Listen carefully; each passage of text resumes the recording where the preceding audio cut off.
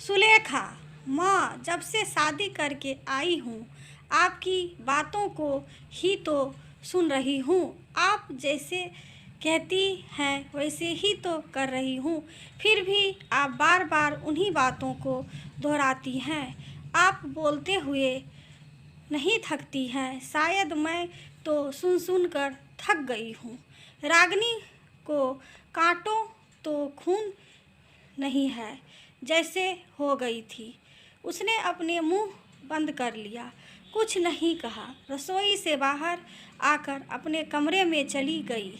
उसने सपने में भी नहीं सोचा था कि बहू सुरेखा ऐसा कह देगी। रागिनी की आंखों से आंसू छलक गए। सुरेखा की शादी होकर जब ससुराल में आई थी तो एक अकेली सास ही थी। ससुर जी की मृत्यु हो चुकी थी। देवेंद्र उनका अकेला बेटा था। शादी करके आते ही रागिनी अपनी बहू सुरेखा के लिए सारे काम कर देती। उससे कहती तो थी कि तू छोटी है ना बेटा, लाइफ एंजॉय कर ले, परंतु हर जगह बेटे और बहू को सलाह देना नहीं भूलती थी। उन्हें बाहर घूमने भेजती थी, उनका पूरा ख्याल रखती थी, लेकिन उनका हर काम के फैसले में खुद भी बोलती थी। सुरेखा अगर काम करने के लिए रसोई में जाती थी तो वह पीछे रहकर उसे सब बताती थी। सुरेखा 5 मिनट हो गए हैं, कुकर बंद कर दे, सब्जी हिला दे, हाँ 1 चम्मच मिर्च डालना, ज़्यादा मिर्च हो गई तो देवेंद्र नहीं खा पाएगा। बेटा रोटी पतली बेल और छोटी बेल, आटा ज़्यादा लगाकर मत बेलना। इस तरह की हिदायतें देती थी। शुरुआत में सुरेखा को अच्छा लगता था कि सारे काम वे खुद कर लेती थी। उससे पहले से पूछ भी लेती थी, क्या खाएगी बता, वही बना देती हूँ। आस पड़ोस के लोगों को बताती थी कि उसकी बहू कितनी अच्छी है, वही उसे काम नहीं करने देती है।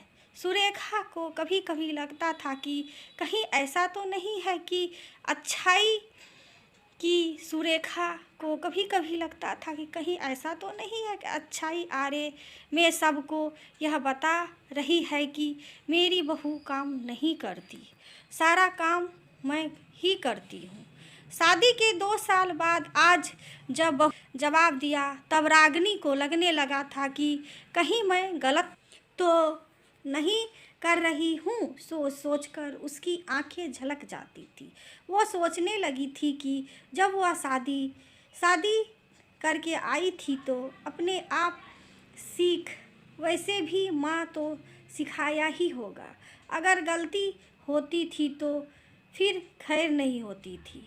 उसे काफ़ी कठिनाइयों का सामना करना पड़ा था।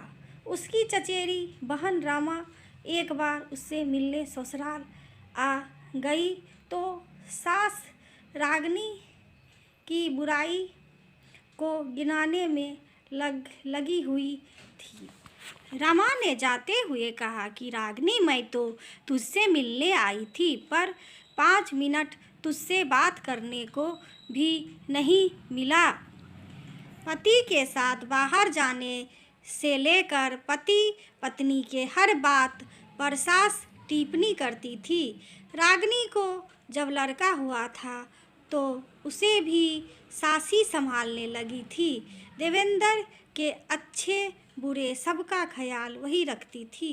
देवेंद्र कुछ गलत करता तो रागिनी को खरी खोटी सुनाती थी कि इस तरह पाल रही हो।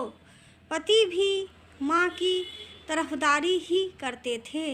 इस तरह उसने ससुराल में बहुत ही कष्ट सहे थे। देवेंद्र जब थोड़ा बड़ा हुआ था तो उसी समय फ़ोन की घंटी बजी। रागिनी ने फ़ोन उठाया तो रमा थी। रागिनी को उदास देख पूछा, क्या बात है रागिनी, कुछ हुआ है क्या? आज बहू की तारीफ नहीं करेगी?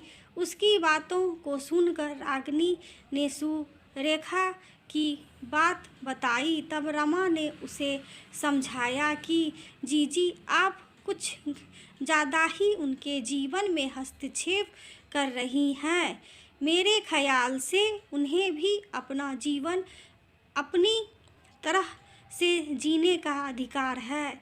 उन्हें अपने हाल पर छोड़ दिया करें। जब वे आपसे सलाह मशवरा करना चाहेंगे तो करें, परंतु ज़बरदस्ती उन पर अपने विचारों प्यार के नाम पर मत थोपें। ऐसे में आप बेटा बहू को खो देंगी। रागिनी रमा से कह ही रही थी कि अरे नहीं रमा, मैं तो उन्हें खुशी देना चाहती हूँ। मेरी सास के कारण मैंने बहुत सी कठिनाइयों का सामना किया था। मैं अपनी बहू को वही तकलीफ़ नहीं देना चाहती हूँ।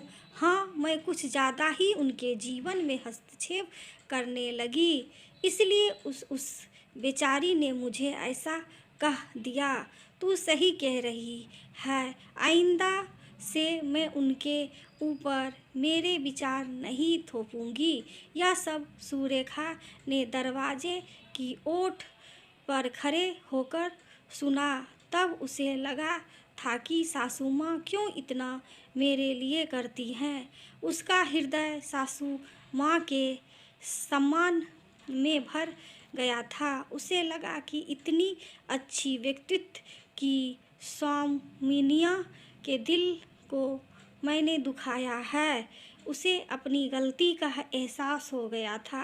रागिनी जब फ़ोन रख कर आई थी तो सुरेखा ने चाय बनाई और कहा, माँ आइए हम मिलकर चाय पीते हैं। हम दोनों जब चाय पी रहे थे तो रागिनी को लगा कि मैं अपनी जिम्मेदारियां अच्छे से निभाई है, अपनी बहू को पा लिया है, उसके हृदय को जीत लिया है।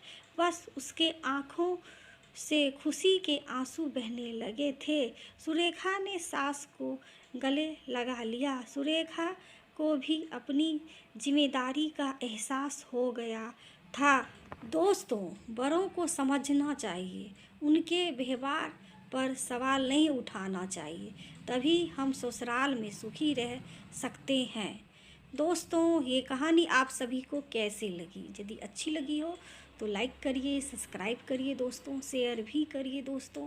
वीडियो देखने के लिए आप सभी दोस्तों का धन्यवाद। थैंक यू दोस्तों।